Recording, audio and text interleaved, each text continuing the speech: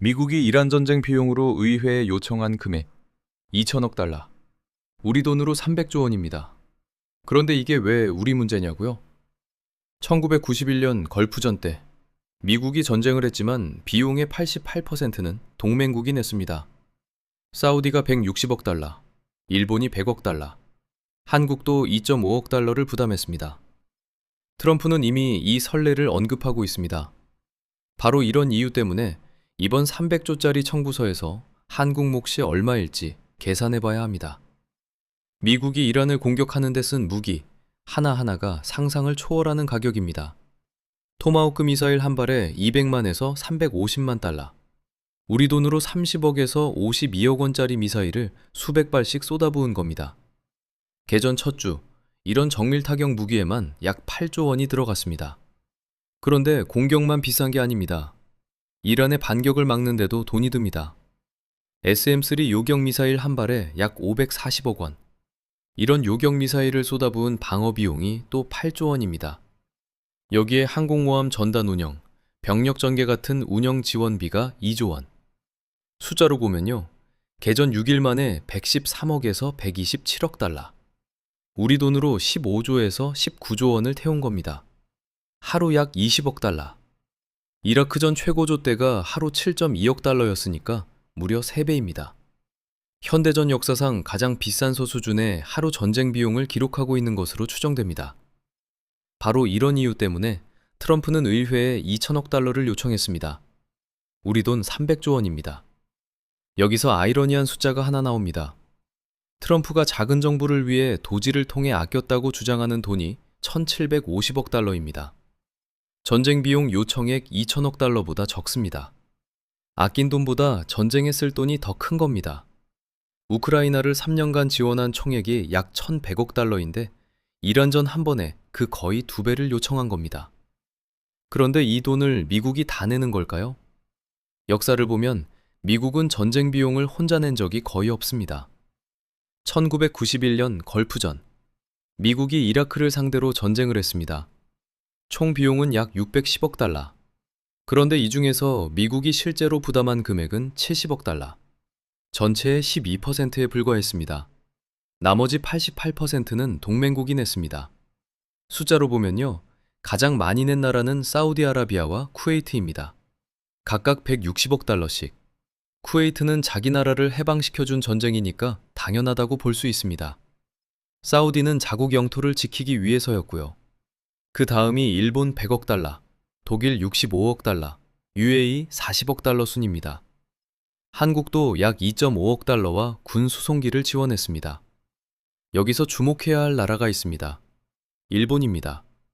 일본은 헌법상 파병을 할 수 없었기 때문에 돈으로 대신했습니다.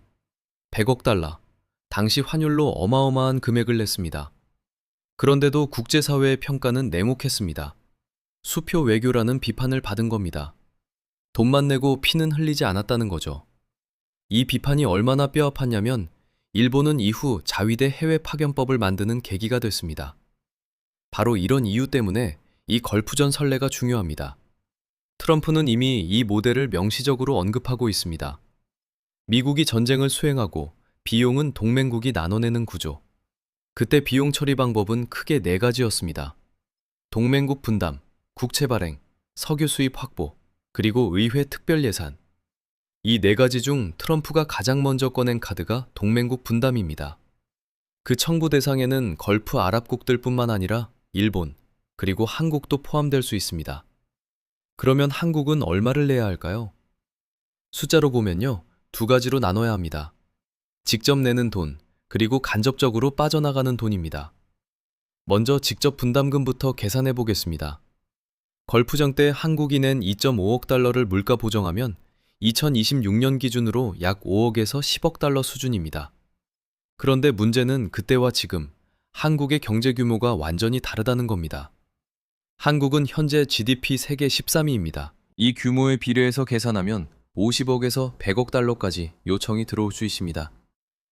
여기에 현재 연간 1.5조 원인 방위비 분담금 인상 협상까지 연계되면 부담은 더 커집니다.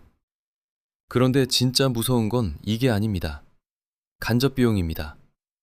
한국은 원유 수입 의존도가 92%이고 그중 72%가 중동산입니다. 연간 원유 수입액이 약 1,000억 달러인데요. 유가가 30%만 올라도 300억 달러가 추가로 나갑니다. 우리 돈으로 45조 원입니다. 직접 분담금의 몇 배에 달하는 금액이 유가 하나만으로 빠져나가는 겁니다. 환율도 이미 반응하고 있습니다. 원달러 환율은 1,508원까지 올랐고 전쟁 이후에만 70원이 뛰었습니다. 바로 이런 이유 때문에 환율과 유가가 동시에 오르면 물가가 직격탄을 맞습니다. 2022년에 우리가 이미 겪었습니다. 러시아 우크라이나 전쟁 때 환율과 유가가 함께 치솟으면서 소비자 물가가 6%대까지 올라갔습니다. 정리하면 이렇습니다. 직접 분담금은 많아야 수십억 달러입니다. 하지만 유가와 환율을 통한 간접 비용은 수백억 달러 규모입니다. 우리는 청구서를 받기 전에 이미 내고 있는 겁니다. 그러면 투자자로서 어떻게 대비해야 할까요? 바로 이런 이유 때문에 4가지만 기억하시면 됩니다. 첫째, 환율 방어입니다. 원달러 1,500원대가 장기화될 가능성이 높습니다. 전체 자산의 20에서 30%는 달러 자산으로 확보해 두시는 게 좋습니다. 둘째, 에너지입니다. 유가가 배럴당 100달러를 넘어 장기간 유지될 경우 에너지주와 원자재 관련 자산에 주목할 필요가 있습니다. 반대로 에너지 비용이 높은 산업은 피해야 합니다. 셋째, 전쟁이 길어지면 물가는 오르는데 경제는 멈추는 상황, 스태그플레이션이 올 수 있습니다. 이때는 금이나 채권의 비중을 늘려야 합니다. 넷째, 방위비 협상 뉴스를 반드시 모니터링 하십시오. 한국의 직접 분담 규모가 확정되는 순간 재정과 시장에 즉각 영향을 줍니다. 300조 원짜리 청구서. 직접 분담금보다 환율과 유가를 통해 이미 빠져나가고 있는 돈이 훨씬 큽니다. 전쟁의 비용은 미사일값만이 아닙니다. 내 월급, 내 장바구니, 내 자산이 곧 전쟁 비용입니다. 이 영상이 도움이 됐다면 공유해주세요. 전쟁 비용의 진짜 구조를 모르면 내 돈도 지킬 수 없습니다. 영상이 유익했다면 구독과 좋아요를 눌러주세요. 알림 설정도 잊지 마세요. 감사합니다.